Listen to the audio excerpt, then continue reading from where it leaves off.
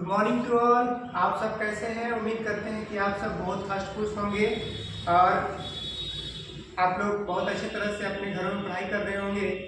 तो आज चलिए हम लोग पढ़ने वाले हैं बहुत ही बेहतरीन टॉपिक वो फैक्टराइजेशन, जो आपको मैथ में अक्सर क्वेश्चन को सॉल्व करते करते वक्त देखने को मिलता है। तो चलिए हम लोग समय को ज़्यादा ज़ाया न करते हुए क्वेश्चन सॉल्व करते हैं, सीखते हैं कि कैसे उसको बनाते हैं। तो फैक्टोराइज फैक्टोराइज का मतलब होता है गुणनखंड कीजिए। इसको बोलते हैं हम लोग गुणनखंडन। ऐसे लिखा रहता है गुणनखंडन, या इसे हम लोग बोल सकते हैं गुणनखंड।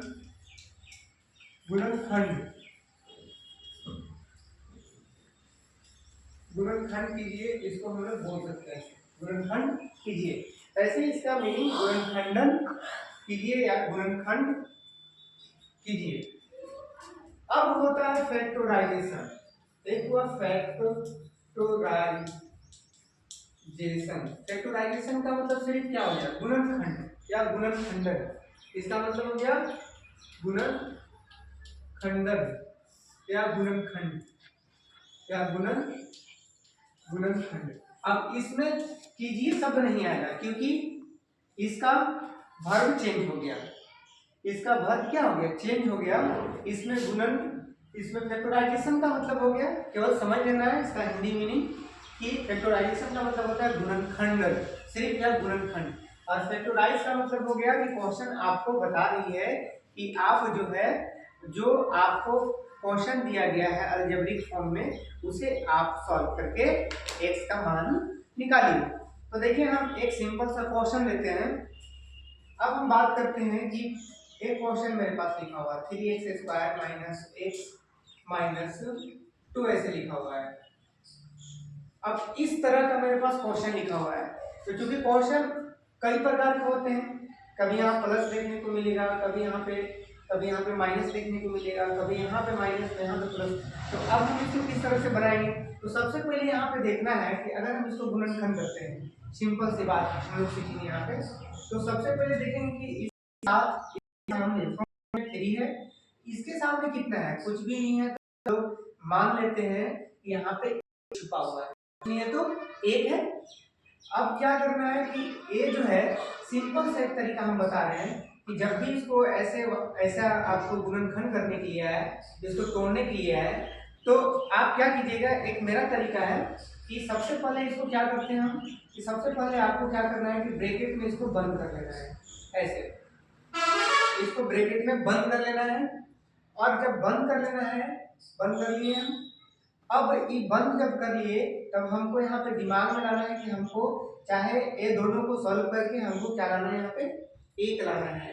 तो क्या करेंगे हम, जब भी गुणनखंड करना रहता है कि इसके जो शुरू वाला संख्या जो है, इसके लास्ट वाले डिजिट से हम लोग मल्टीप्लाई करते हैं। तो अब यहाँ 3 है, यहाँ 2 है, तो 3 में 2 से मल्टीप्लाई करेंगे तो 6 आया।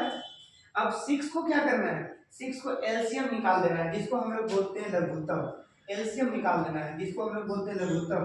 यानी कि 6 का एलसीएम जब निकालेंगे तो 2 3 जा 6 आ गया, यानी कि 2 3 6 आया। अब हम यहाँ से फैसला लेते हैं, डिसीजन करते हैं कि हमको एक ए दोनों में से कैसे मिलेगा। तो जब मेरे पास 2 और 3 है, इसमें से एक कैसे मिलेगा? हम लोग सिंपल से जानते हैं कि 3 में से 2 घटा देंगे तो हमें क्या मिलेगा? 1 मिल जाएगा। 3 में से 2 घटा देंगे 1 मिल जाएगा, या 2 में से 3 को घटा दीजिए तो 1 मिल जाएगा। तो अब हम इसको क्या करते हैं कि ऐसे लिखते हैं 3x²। अब क्योंकि घटाना कैसे हम, तो 3x में से -2x। अब यहाँ पे x आपको हमेशा लिखना है, x लिखना है क्योंकि x के साथ लगा हुआ, तो x हमको लिखना होगा साथ में। अब ब्रैकेट में जब बंद कर दिए तो हमको यहाँ क्या पता चला कि 3 में से 2 को घटाएंगे तो हमको यहाँ पे x मिलेगा, 1 मिलेगा। अब इसको क्या करना है हमको कि ये जो माइनस है, इसको माइनस से अंदर मल्टीप्लाई कर देंगे। तो -3x माइनस में माइनस से गुना करेंगे तो +2x। अब गलती से भी इधर नहीं करना है क्योंकि अब ब्रैकेट के अंदर है आपको, तो ब्रैकेट के अंदर है तो आपको गुना नहीं करना है। तो ऐसे करने से क्या फायदा होगा? ऐसे करने से यह फायदा होगा कि जो कमजोर बच्चे हैं, जो कमजोर छात्र हैं, वो ब्रैकेट में बंद करके, और जो माइनस से समस्या जो होता है, दिक्कत होता है, वो यहाँ पे प्रॉब्लम नहीं होगा। वो आसानी से इसमें मल्टीप्लाई कर देगा। अगर यहाँ प्लस होता तो माइनस हो जाता, या माइनस है तो प्लस हो गया। अब क्या करना है कि उसी तरह से ये दोनों को कॉमन ले लेना है, यानी कि दो यहाँ पे जोड़ा बना लेना है ब्रैकेट का। दो यहाँ पे जोड़ा बना लिए। अब क्या करना है कि देखेंगे दोनों में क्या क्या मिलता है। तो 3 3 मिल रहा है, और यहाँ पे 2x और यहाँ पे 1x, यानी कि 1 है कुछ नहीं है, तो यहाँ पे पावर x है, तो यहाँ पे एक x है, यहाँ पे 3 है, तो 3 निकाल लिए, और इसमें से x भी निकाल लिए। तो 3x जब बाहर निकलेगा तो यहाँ पे एक x बच गया, पावर 1 लिखने की जरूरत नहीं है। और जब ये पूरा निकल गया यहाँ से, तो यहाँ पे क्या बच गया, 1 बच गया। उसी तरह से हमको जितना यहाँ आया उतना इसमें भी आना चाहिए।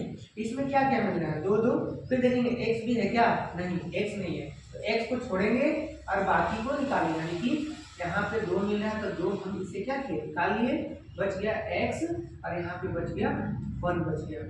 अब देखते हैं ये दोनों हमको दिख रहा है कॉमन, यानी कि ये दोनों हमको कॉमन दिख रहा है, तो इसके बदले में हम ये दोनों को यहाँ से क्या कर लेंगे, कॉमन मतलब क्या करना है, जो मिल रहा है कॉमन, कॉमन चीज नहीं होता है कि इस पे ज्यादा सीरियस मत लो, ये कॉमन बात है, तो इसको हम लोग क्या करते हैं कि कॉमन ले लिए। अब बचा कितना, तो यहाँ पे 3x और यहाँ पे +2, तो अब हम लोग क्या करते हैं कि यहाँ पे 3x है तो 3x लिख देंगे। अब यहाँ देखिए प्लस है, तो यहाँ पे प्लस और 2 यहाँ पे लिख दिए। तो हम यहाँ देखते हैं आसानी से हम क्या किए, इस क्वेश्चन को सॉल्व किए।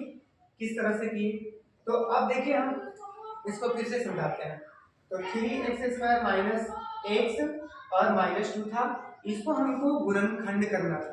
तो गुणनखंड जब किए, क्या किए, तो सबसे पहले कुछ भी दिया रहे यहाँ पे ब्रैकेट आपको लगाना है। ये मेरा तरीका है। अब बहुत टीचर जो होते हैं मतलब अलग अलग तरीका से बताते हैं, और जो भी है वो भी बहुत अच्छे बताते हैं, लेकिन हमको ये तरीका बहुत अच्छा लगा था, और हमको लगा कि इससे सीखने में मतलब थोड़ा सुविधाजनक होगा।